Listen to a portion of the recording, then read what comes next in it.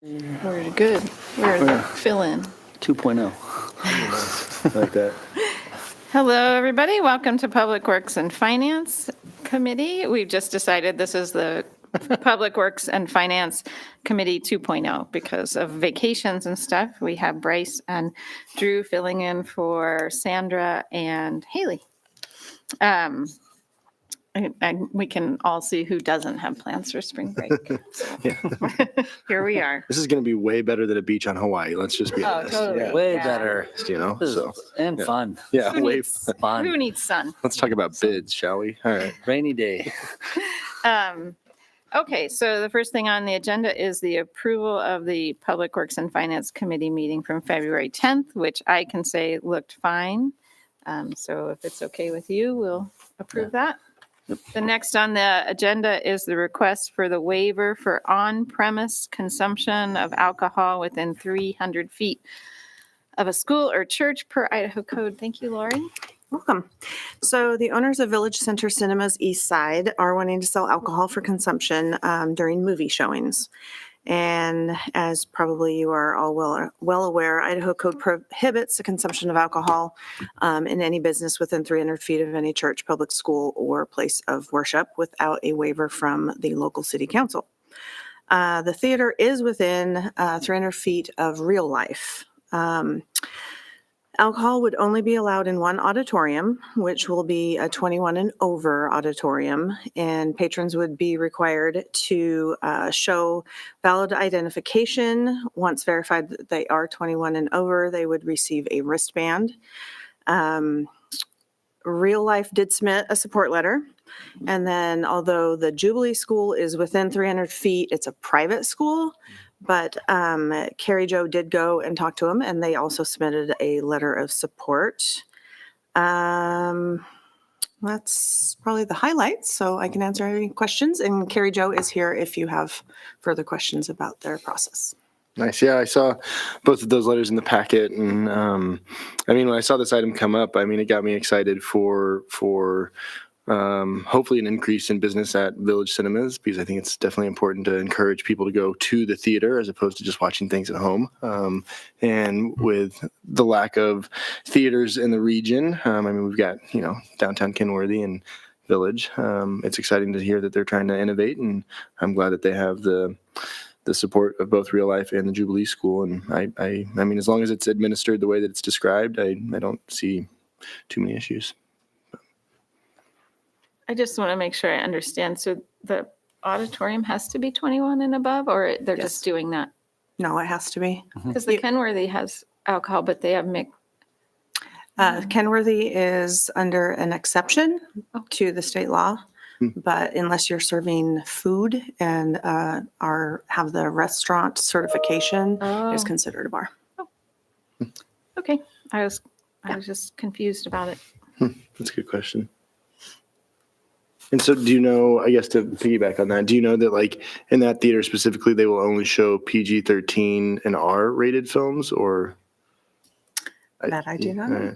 Do you want to drink beer Okay. and watch Ponyo? Watch Cartoons? Yeah, Paddington. Yeah. Paddington. Disney Okay. series. Okay. Great. Paddington. Great. That makes sense. Yeah. It's too much Paddington in my day. I don't have any questions. Okay, so we can put this on the consent agenda, or we can do it on the regular agenda. Do you have a preference?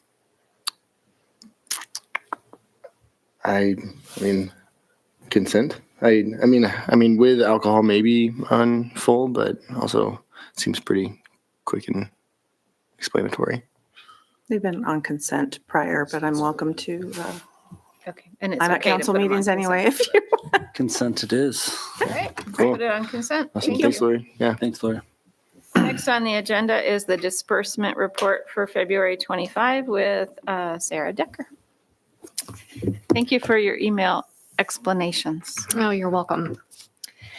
All right, so looking at month ending February 28th, 2025, total expenditures were $3,123,699.15.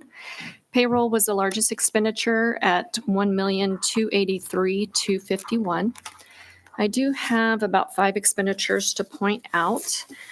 We traded in our old loader for streets and purchased a new one for $247,635. We purchased a new Ford Explorer for fire for $48,354. We made our quarterly payment to Whitcom for months January through March 2025, and that was $193,599.86. We made our payment towards our second DEQ loan, which is $134,099.70. And we made a developer reimbursement payment for Mosier Park frontage improvements, and that was $299,948. Can you remind me again how often those DEQ loan payments are due?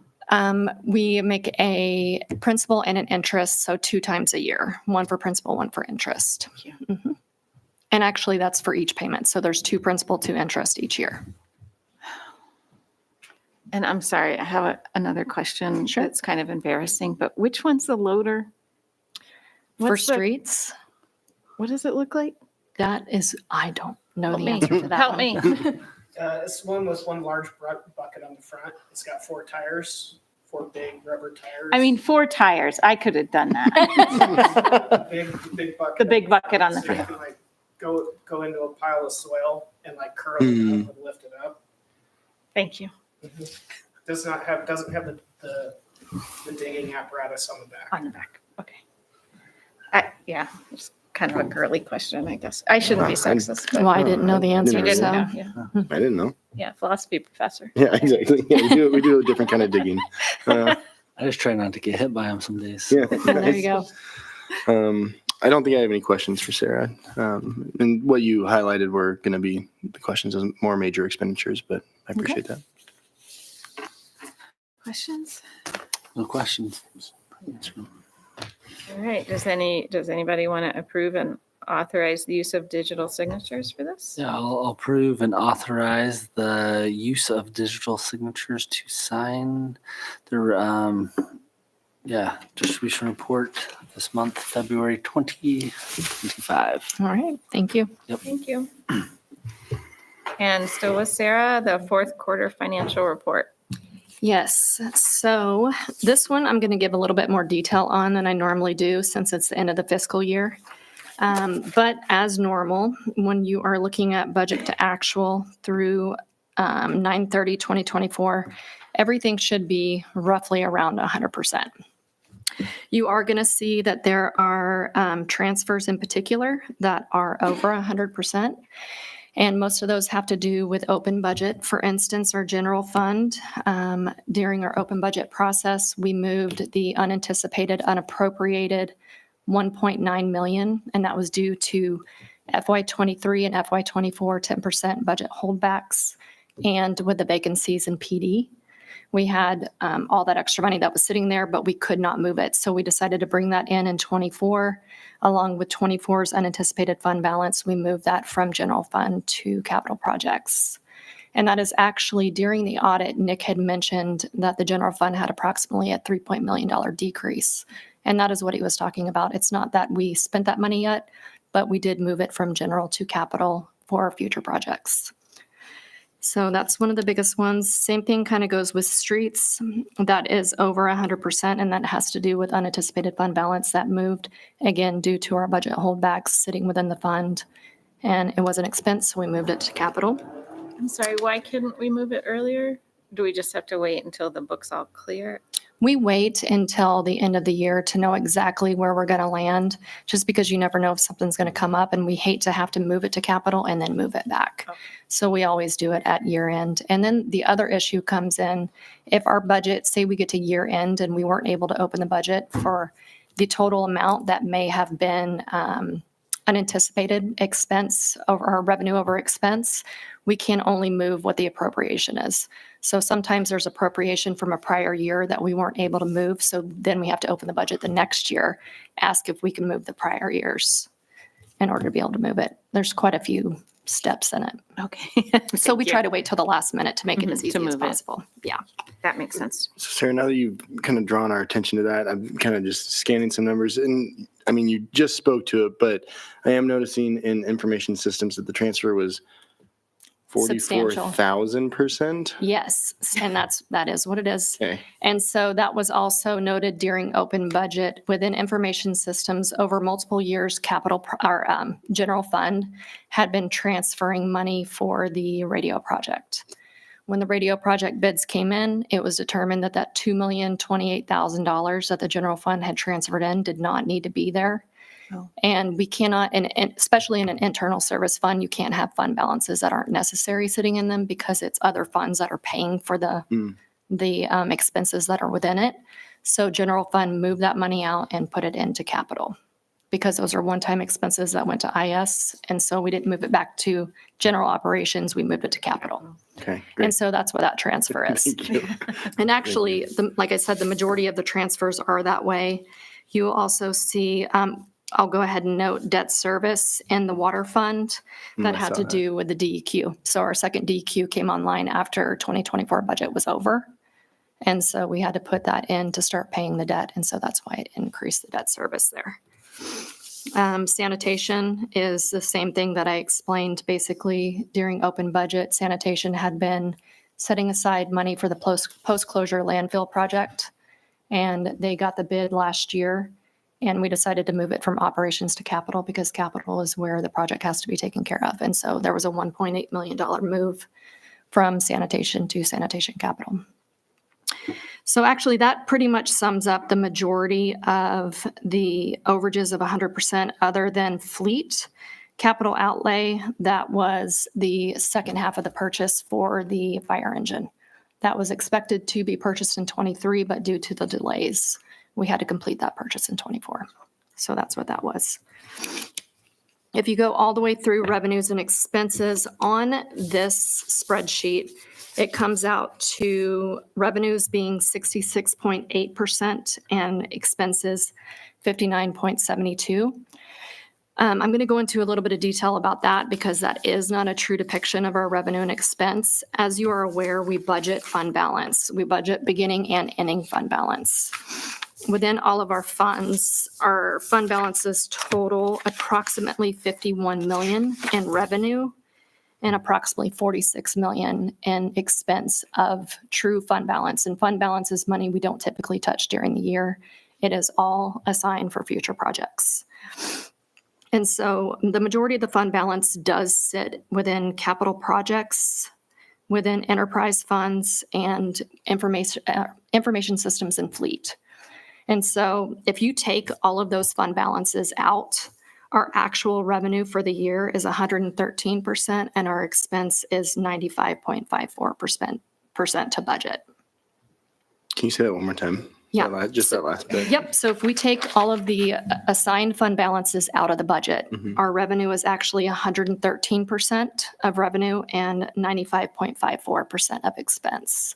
And the 113 is going to come in with all of the fund balance movement that we made during open budget. Makes sense. Thank you for explaining it. Yes, yes. And I think moving forward, if you guys would like, we're actually going to start, and it's always going to be on fourth quarter. But when we print these and when we send them to you, we're going to actually have a column that says fund balance and then budget without fund balance so that you can go through and truly see it. Because it does look like right now our revenue and expenses are very low compared to what we budget, but that's not the case. Thank you. All right. That's all I have. More questions about the fourth quarter budget report? As always, very, very thorough, and I'm very appreciative of that. So Yeah. thank you. No problem. Do we want to approve the fourth quarter report? We do. Or do you have more Do- questions? No, I'm just moving the mic to dramatic for add a little drama. But no, I say we approve the FY 2024 fourth quarter report provided by staff. Thank you. Great. All right. Thank you. Great job. Awesome. Thank Thank you. you, Sarah. And then we can put that on consent again. Yeah. All right, next on the agenda is the White Avenue Pavement Preservation Project with Luke. How's it going? Scott, good. Good. Good afternoon. I figured I would Afternoon. introduce Luke since we hired him just a month ago. So Nice. this is Welcome Luke to the Haida. team. He's our new civil engineer and a project manager on a bunch of different projects. So you'll be seeing him a lot in the future for various things. And how do say you- your last name yeah, again? Haida. Haida. Okay. We're just going to ignore the J. Yeah, no one ever gets it on the first time, so I'm used to it. Nice. Welcome to the Lions Den. I'm just joking. I'm just joking. You can tell we're Yeah. pretty. Grill me. Just joking. Okay, so you got a little presentation on the White Avenue pavement preservation bid results. So this is kind of the vicinity map. This project goes from Troy Road intersection all the way to Mountain View. Essentially, we kind of did cut it a little sooner than Mountain View, just Mountain View is kind of part of a future plan. So the green area on there is kind of the mill and fill. So The removing preservation part. removing 2 inches of asphalt and then putting back 2 inches of asphalt. And then that blue square is kind of where we're continuing the multi-use path. Okay. So just kind of existing condition pictures. I wanted to show kind of the current pavement condition. And then you can kind of see that multi-use path here, and then it's not further east over there by Safeway. Yeah, the pathway itself currently terminates on that south entrance to the fairgrounds. So we'll continue on from there over towards Mountain View with this project. So yeah, part of that obviously is the shared use path, ADA ramps. We're going to redo business approaches as well as putting in normal curb and gutter and spill curb and gutter to help with drainage in the area. And then that blue area on the vicinity map, really what we're trying to do is get better pedestrian connectivity through White Avenue. So now essentially there will be better from the east side of kind of Safeway all the way to the existing system. Yeah, and as part of this, I mean, this is a continuation of the pedestrian connectivity that we've been working through with a bunch of different projects over the years, getting us from the pathway system down there on Paradise Path, the underpass back up, and then eventually here with the next projects where we do our transportation alternatives program one that we've got grant coming up next summer. The south portion of that will then continue sidewalks on both sides of Mountain View and make the connection to the other pathway system and everything that we have up there. So it'll be all part of that whole multi-move. You know, we'll have bike lanes, pathways, all kinds of different ways for modes of transportation to continue connecting the east side of town all the way to downtown and the university. Yeah. So this is just another part of that connection. So this, Oh, sorry. sorry. So that's on the Troy Highway, right here. This picture on the left. Yeah, the is- one on the left is on off the Troy south Highway. side. That's the connection. And this one is. what? That's a picture on the north side of White Avenue right now, the existing pathway. So when you, Fairgrounds to our right, Safeway parking lots to our left. Mhm. Yeah. okay, thank you. Thanks. I was trying to Got figure it. that out. I was just trying to figure. Just out a how couple these two pictures of related to existing each other. conditions, That's what- yeah. I was trying to understand if this would be that better connection than on the highway, but it doesn't have anything to do with the highway. Yeah. Just showing the connection to Just it. showing. Yeah. I might be jumping the gun, but one question. So for just pedestrians going there, is it going to be the same type of construction, like the curb and gutter and then also asphalt? I think it's asphalt topping right there, right? Yeah. Same width and everything. Yep. Our shared use path is minimum 10-foot width. This is going to be 10 foot out here too. Okay. And a continuation of the corridor on White Avenue, because of the shared use path, we're not going to have bike lanes out there. It'll just be Right. the drive lanes. Yeah, but people, that's way better than a bike lane. Yes. Yes. And Yeah. what is that? Why do you do that instead of the bike lane and the sidewalk? The Dedicated sidewalk? limitation of the right of way have out there, and it's better to be able to, where we can, be able to create a separated system as opposed to having things on the street. You know, it could have gone the direction of having bike lanes and a narrower sidewalk or a shared use system, which historically shared use systems have better feel, better safety overall for the system itself. A person can still choose along that corridor if they're confident bicyclists to continue to bike along the corridor, but we have more options available for those that are not as confident. Sure. I'm sorry, I get in the weeds about bike paths, shared use paths, but I don't remember how those are signed. Are they signed to say they're shared use paths? I just feel like we tell cyclists all the time to get off the sidewalk, and then all of a sudden you're like, but get on the sidewalk because it feels like the sidewalk. Yeah, there's some informational signs along there. Okay. So project went out to bid February 8th and bids were opened on February 25th. The bids range from $458,764 to $755,890. The engineer's estimate was $568,207.5. Lowest responsive bid was Motley Inc. at $458,764. And then that's kind of the bids that we received from Knife River and Granite Construction. Yeah, and of these three bidders, Motley is our local bidder, typically works on these projects with us every year. Knife River is more of your nationwide, and same with Granite Construction, more of a nationwide kind of contractor. So it's good to see local bidders bidding on this as well, ones that we've worked with before for lots of projects. And they're also the local source for a lot of materials. So typically they have that advantage of being able to have that cheaper price, being that they're the one providing the source for rock and asphalt and everything else. It's great. Their last couple bids have been coming, 100,000, below what we're expecting. It's great. Yeah. So staff recommends acceptance of the low bid from Motley Inc., awarding the contract for the base bid in the amount of $458,764 and authorize staff approval of construction change orders in an amount not to exceed 10% of the contract amount or provide staff further direction. Nice. I think I've got two questions. One, and maybe this was in the packet, so I apologize if I missed it. When you do projects like this, how do we alert traffic flow? Like if they're... We've got multiple different forms that we put out there. So there's the typical neighborhood flyers and information. There's stuff that goes on the website. There's social media. The traffic control itself is going to have pre-warning signs out on the highway, out on Mountain View. So there's many different forms that gets out to the public ahead of time. Right, because, yeah, that is a pretty busy thoroughfare there, and that short little window. Yeah, and we'll be also visiting the local businesses and everything to make sure they know, because a lot of the businesses have access on the south side off of Troy Road. Right.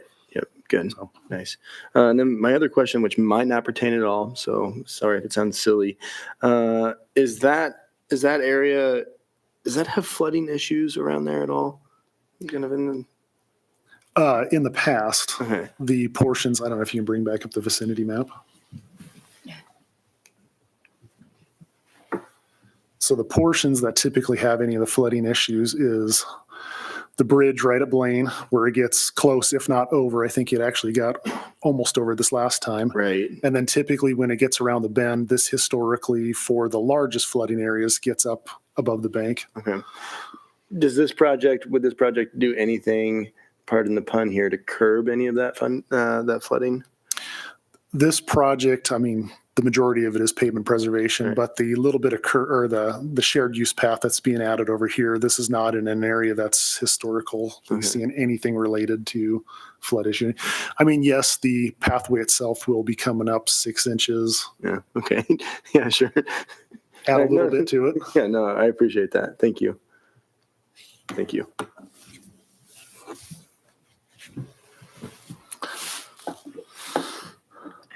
What's the time frame for the project? The timeline for, I can't remember the exact on this of when they can start, but typically ones like this is probably pretty open end, but most of the time they don't start till it's warm enough out. So usually June or July when they start these things, but we have to have it to where they are finished up by end of August.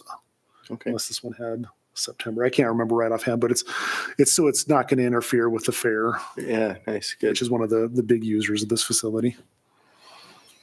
Great. I recommend we accept the bid from Motley and award the contract in the amount of, wait, did you already say that, Drew? I did not. All right, $458,764 and authorize staff approval of construction change in orders in an amount not to exceed 10% of the contract. Okay. Consent. Yeah. Awesome. Thanks. Thank you. Luke, good job. Many more to come. Yeah, Sorry, yeah. we focused on Scott. It's not very fair. We should have asked all those questions to you.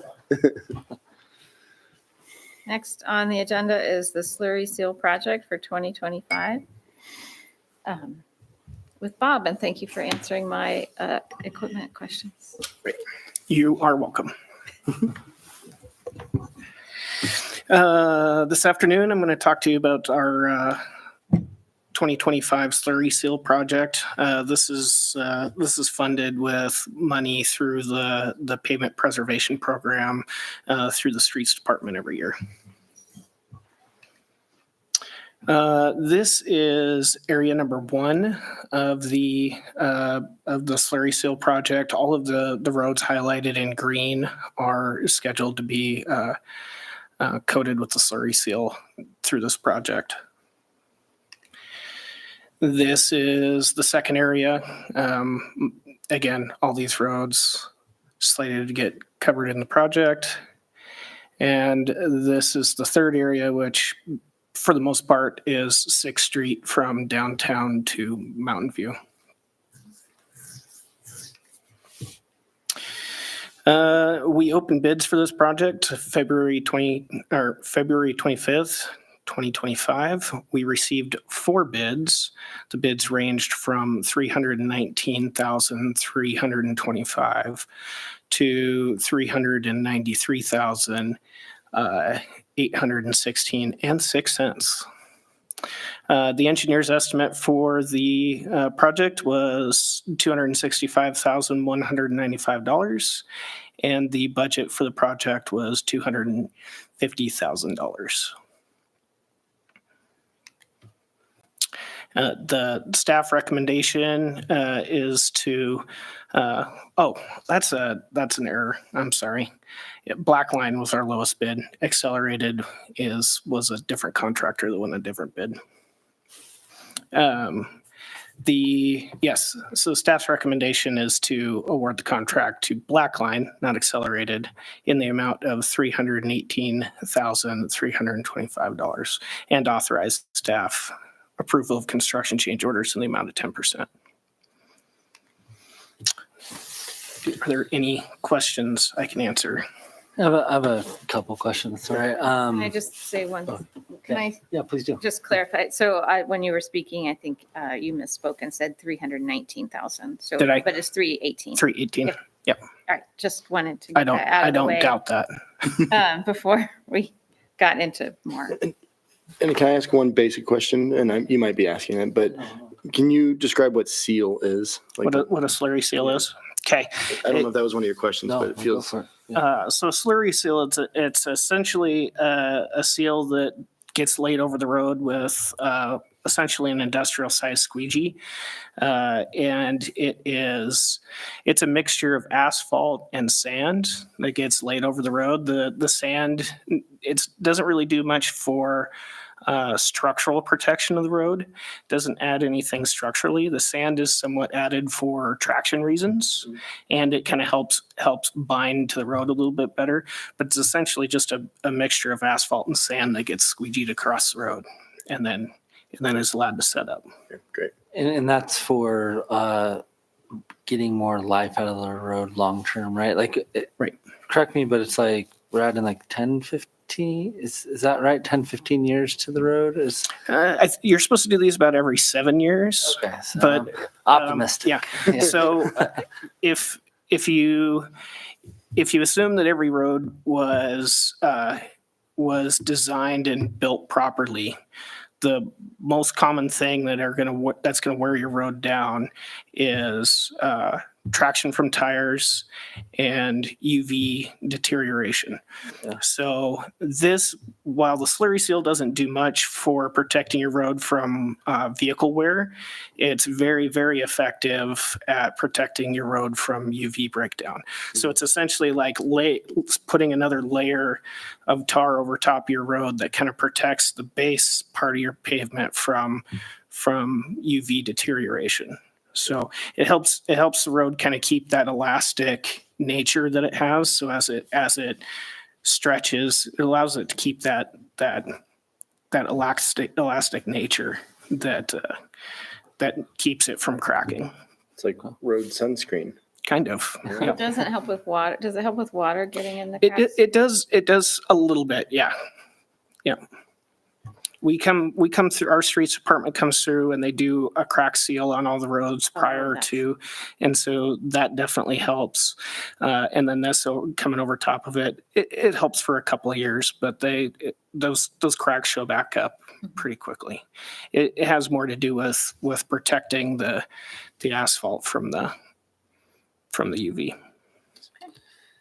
Yeah, and so a couple questions I had were, so we're up a little bit on the bid on this one, but we're down on a lot of others, so no big deal, right? Yeah, that was something I forgot to mention. We are going to use some of the savings from the lower bid on White Avenue to cover the budget cost for this. And I figured as much, which is good, down one, up a little, Yeah. find the middle ground, right? That totally makes sense to me, and I like it. The other question I had, so every 7 years, thanks for setting me straight there on when we have to do it. But so now that we'll do these neighborhoods, right?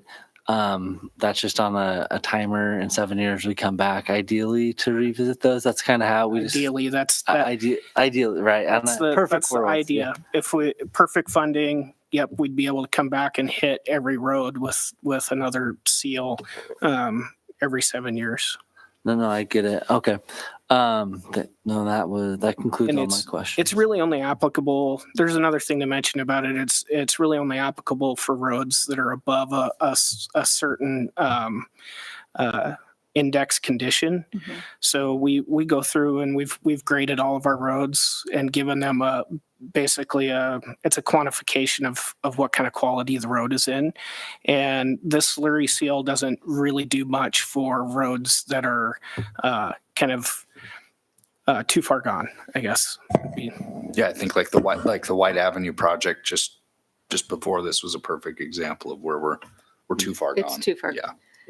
And so that's when people ask us, why are they continuing to do nice things for nice roads? Then that's our answer, right? Your road is too far gone. That would be. But people do. They're like, why are they fixing that road? And they should be fixing my road. It's in worse condition. And so I just want to throw out there, this is just another tool in the toolbox of the various things we have. This is one of the ones where it really is more like the oil change for the car type thing versus more of your more intense type stuff. The coverage on this is typically, like $2 a square yard versus you get into like a grind and inlay that might be like 20 times that cost.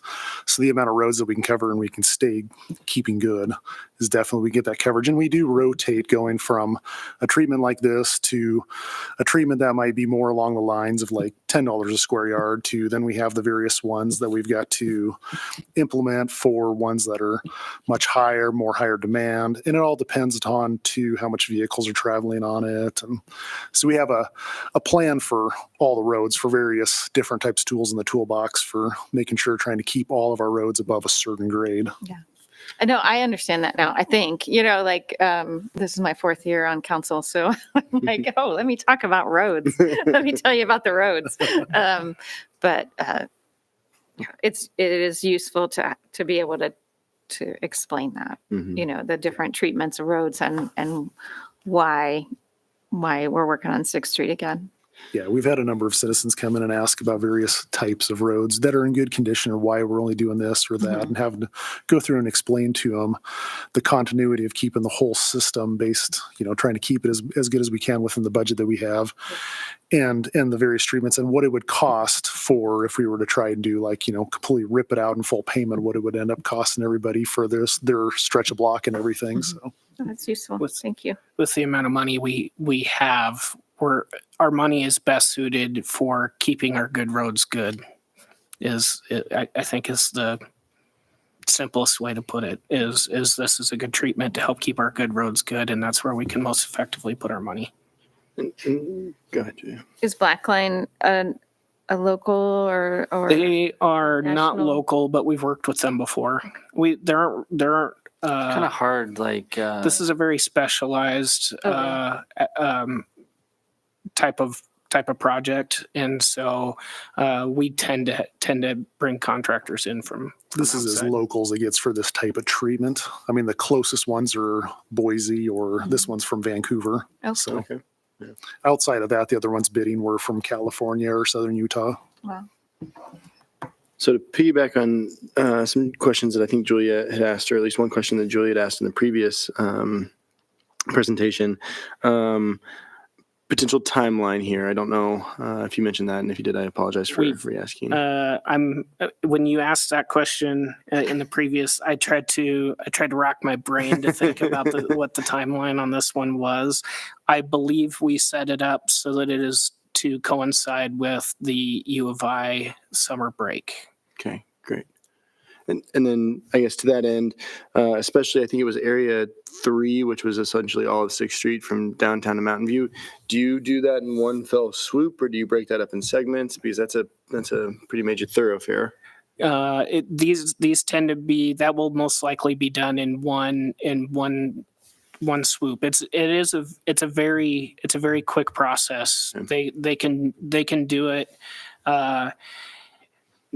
They're able to lay it down at a speed of about a car driving pretty slowly down the road, about 2-3 miles per hour driving down the road. There is a time they do have to wait for the slurry to kind of cool down, break down, and become drivable. But that's usually, Scott can correct me, but a couple hours.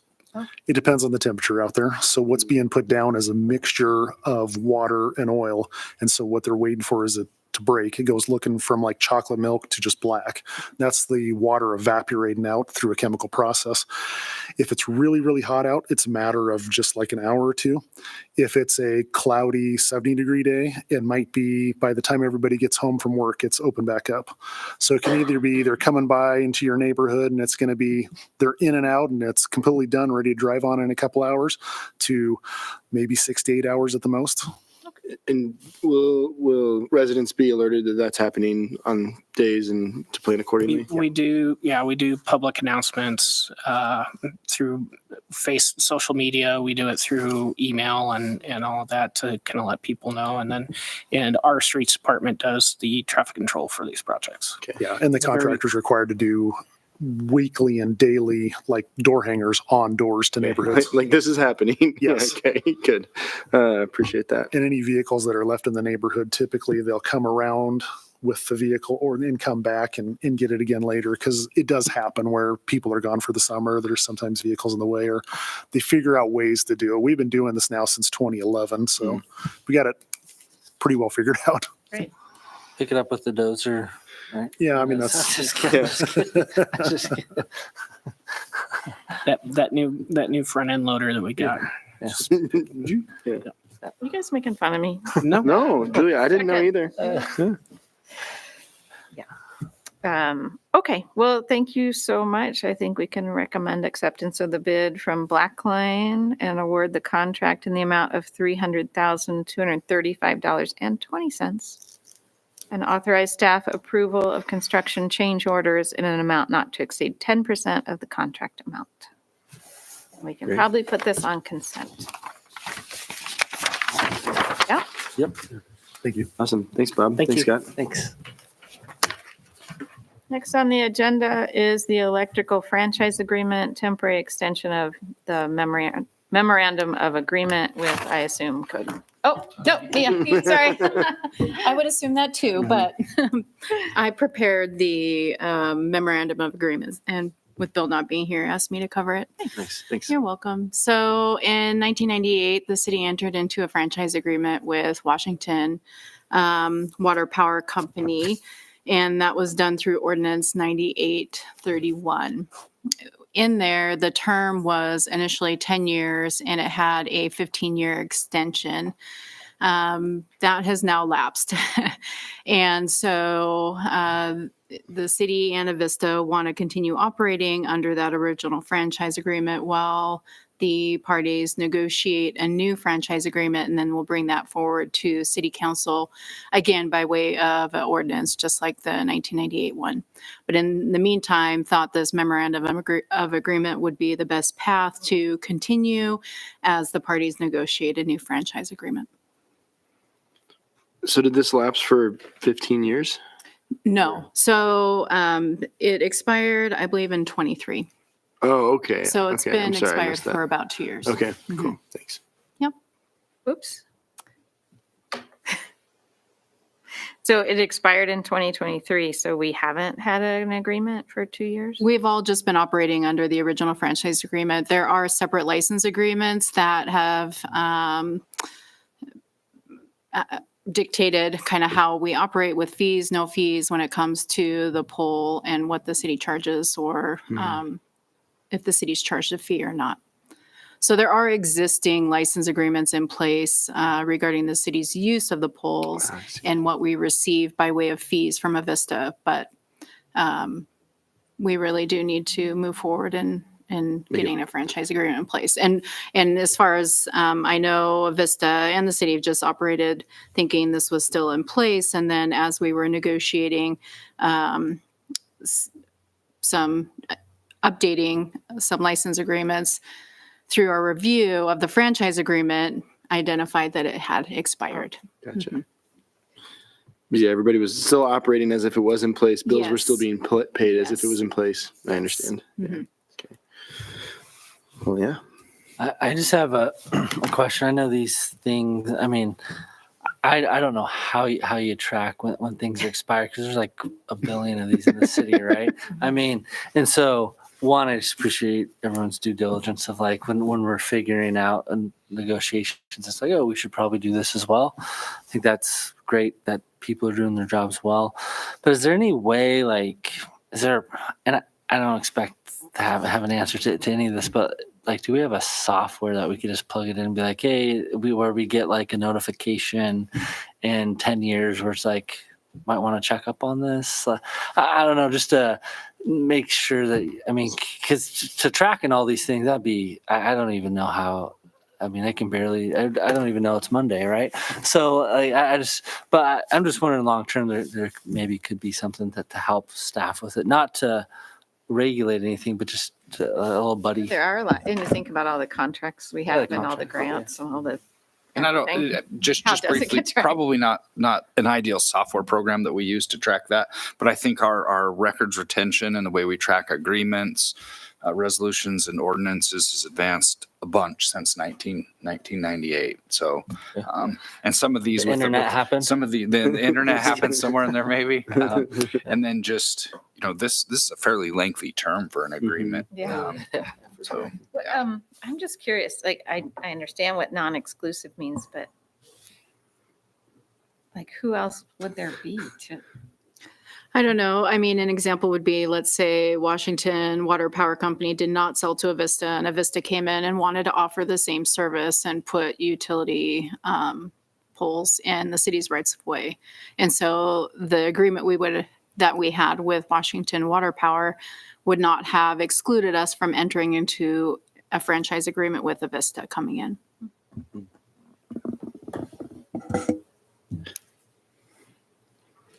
All right. I don't we have any questions about this? I mean, to Julia's question, would the only like seemingly competitor be Idaho Power, but they don't come this far north, I don't I know mean- the answer of who our Right? competitors would be. right? Yeah. Yeah. Okay. Right. Okay. Then I recommend approval of the memorandum of agreement with Avista Utilities. Consent? Great. Going Yeah, consent. we put everything on in consent, and then we don't have a, Meeting. council meeting. We'll find something. Yeah. We'll find something to talk about. Great. Well, thank you. That's it. Yeah. Anything else, Cody? Yeah. Yep. Everybody? Mr. Mayor, you're out there. All right, thank you. Thanks for filling in. Thank you. Everybody. 2.0. Yeah. Point out. I like it. Yeah, went through a lot. Got done.